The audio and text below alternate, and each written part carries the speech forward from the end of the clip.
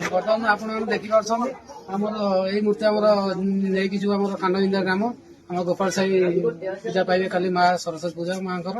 ଆଉ ବର୍ତ୍ତମାନ ଏବେ ଗାଡିରେ ଲୋଡ ହବ ଆପଣମାନେ ଦେଖିବେ। ଆଉ କାଲି ତ ଆପଣ ଦେଖନ୍ତୁ ଏ ଫାର୍ଷ୍ଟ ସେକେଣ୍ଡ ଥାର୍ଡ 4 5 6 7 8 ଆଠଟା ମୂର୍ତ୍ତି ତିଆରି କରୁଛନ୍ତି ଆମର ଭାଇ ବଳରାମପୁର ଗ୍ରାମ। ଯାହା ହଉ ଭାଇଙ୍କୁ ଧନ୍ୟବାଦ ବହୁତ ଧନ୍ୟବାଦ। ଆଉ ଏଇ ମୂର୍ତ୍ତି ଆଜି ଏଇଠି ଦେଖିଛନ୍ତି, କାଲି କୋଉ ଜିଲ୍ଲାରେ କି କୋଉ ଗାଁରେ ମା ପୂଜା ପାଇ ଆପଣମାନେ ଦେଖିବେ।